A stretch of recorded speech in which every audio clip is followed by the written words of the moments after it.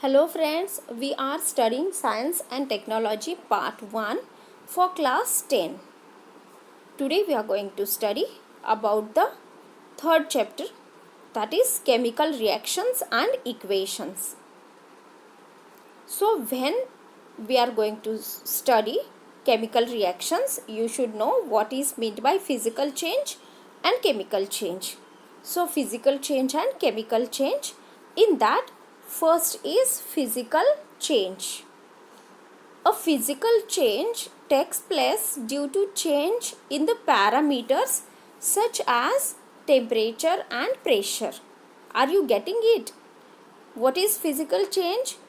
A physical change takes place due to change in the parameters, means due to change in temperature or pressure, a physical change can be takes place. Often a physical change is reversible. Okay, this physical change is reversible change. The composition of matter remains the same in a physical change.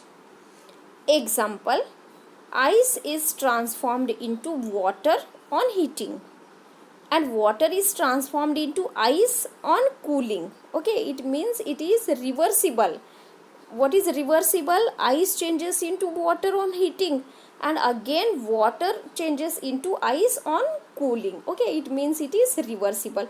And also we can observe water and ice has the same composition, that is H2O, two atoms of hydrogen and one atom of oxygen. Okay, ice is also H2O and water is also H2O. So here composition of matter remains the same, okay, in physical change. So it does not composition of matter does not change, it remains the same. Okay, and it is reversible process. Physical change is a reversible process. Okay, now chemical change.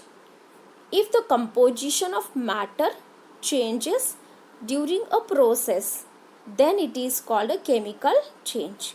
Are you getting here? Composition of matter changes, okay, during the process, means during any of the process of chemical change, a composition of matter changes. Okay, it is called a chemical change.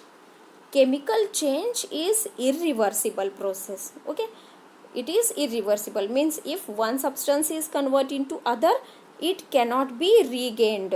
Okay, example is combustion of coal in air is a chemical change, means one coal is burnt in air, it does not regained.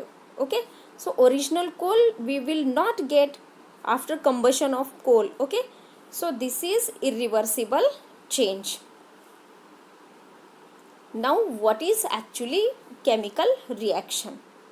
Chemical reaction is a process in which some substances undergo bond breaking and are transformed into new substances by formation of new bonds.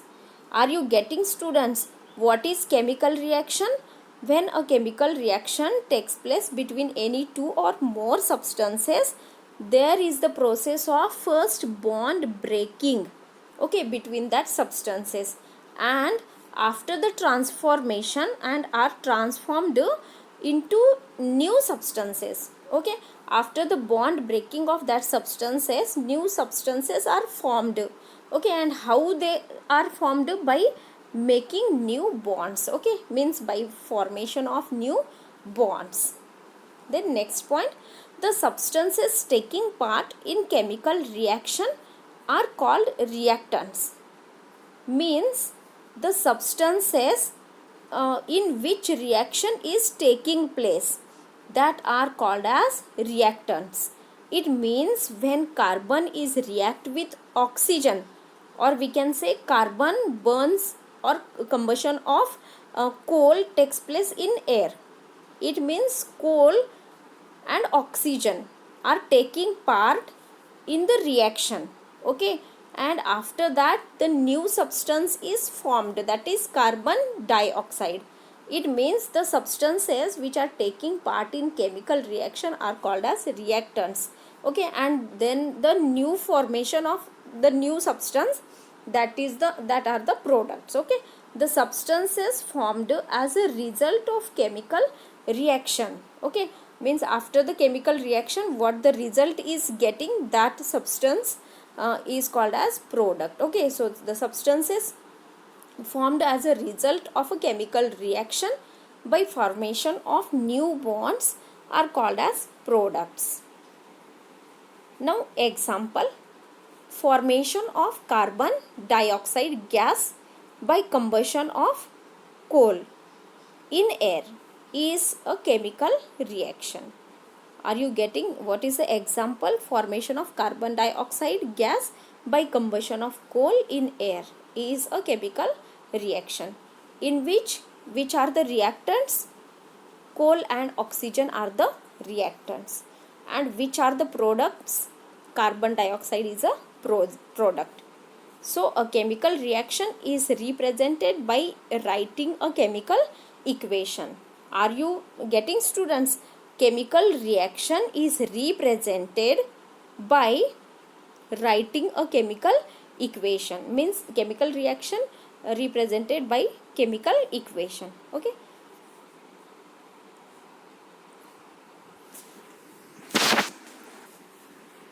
Now chemical equation. In the activity 2 in your textbook, page number 30, a colorless solution of zinc sulfate. That is, what is the chemical formula of zinc sulfate? ZnSO4. Okay, a colorless solution of zinc sulfate is formed on addition of zinc dust to the blue solution of copper sulfate. It means when copper sulfate added to zinc, we get the new substance, that is zinc sulfate plus copper. Okay, so this is the chemical equation for this given reaction. The representation of a chemical reaction in a condensed form using chemical formulae is called as chemical equation. Now reactants in the reaction. Which are the reactants here? Copper sulfate and zinc. Okay, copper sulfate and zinc are the reactants. And which are the products? Colorless zinc sulfate. Okay, colorless zinc sulfate and copper. Okay, are the products, means result of the chemical reaction. Next point, product and reactants have totally different properties. Okay, the properties of product and the properties of reactants are totally different. Okay, they are not having the similarities. The ionic bond in the reaction, copper sulfate breaks. Okay, means the bond in the reactants, that is CuSO4. Okay, so bond between copper and sulfate, it breaks down, and the ionic bond in the product, that is ZnSO4, is formed during the reaction. So what takes place in the chemical reaction? Bond breaking. So here in this reaction there is bond breaking between copper sulfate.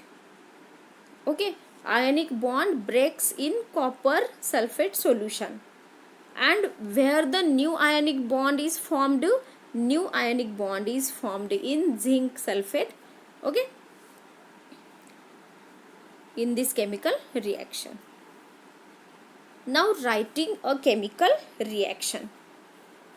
Let us now see the conventions followed while writing a chemical equation. Students, whenever we are going to write any chemical equation for a given chemical reaction, we have to keep in mind these different points. Okay, so these conventions are very important whenever writing a chemical equation. Okay, so in that, the first point, in a chemical equation, the reactants are written on the left hand side while the products on the right hand side. Okay, in the chemical reaction, reactants are written to the left hand side and products are written to the right hand side. Okay, now second point, whenever there are two or more reactants, a plus sign, that is plus, is written between each two of them, and same for products also. Students, just we have seen one of the example, that is copper sulfate plus zinc. Okay, it means whenever writing the two different reactants, means copper sulfate is one reactant and zinc is second reactant. Okay, so in between that two reactants we have written the plus sign. Okay, so according to this point, okay, that is the correct. Whenever there are two or more reactants, a plus sign is written between each two of them, and same for products also. Okay, in case of products also we have to put plus sign between any two or more products. Now the third point, reactant side and product side are connected with an arrow pointing from reactants to products. Okay, are you getting? Here in this reaction we can see that these reactants are joined with plus sign, and in case of products also two products, means two new substances joined with plus sign. Okay, and in between product and reactant there is an arrow which pointed towards the product. Okay, which pointed towards the right hand side. Okay, that is our third point. Okay, in that also heat is given from outside to the reaction. It is indicated by the sign delta, that is a triangle. This triangle is called as delta. Okay, so heat is represented with this delta, means triangle sign. Okay, written above the arrow, and where this sign has to write in the chemical equation, so above the arrow. Okay, if we take this arrow, so above the arrow we have to write this triangle. Okay, this triangle means delta. Delta is the heat of that substance given from outside. Okay, now fourth point, the conditions like temperature, pressure, catalyst, etc. are mentioned above the arrow pointing towards the product side. Okay, again this temperature, pressure and catalyst, also these conditions we have to mention above the arrow. Okay, means like delta we have to represent all these conditions also above the arrow. Then fifth point, the physical and chemical states. Physical and chemical states means solid, liquid, gases, aqueous. Okay, these are the physical and chemical states. Okay, are mentioned in a chemical equation like G for gaseous, L for liquid, S for solid, and AQ, that is aqueous, are written in the brackets. Okay, if the product is gaseous, instead of G it can be indicated by an upward arrow. Okay, if the product is gaseous, is in gaseous state, so in place of writing G, small g in bracket, there is given an upward arrow. Okay, we can represent it by upward arrow like this also. Okay, now if the product formed is insoluble solid, then instead of solid S, means in bracket S, instead of this S, it can be indicated by an arrow pointing downwards. Are you getting, students? Okay, if a semi-solid or a solid substance is getting after a reaction, okay, it means in the reaction that substance get settled down. So therefore this downward arrow is used in place of solid state. Okay, and last sixth point, spatial information or names of reactants or products are written below their formula. Okay, if some of the special information such as name of any reactant or product can be written below the formula, below the chemical equation. Okay, so for today this is enough. In the next lecture we'll see the next part. Okay, up to that, thank you students.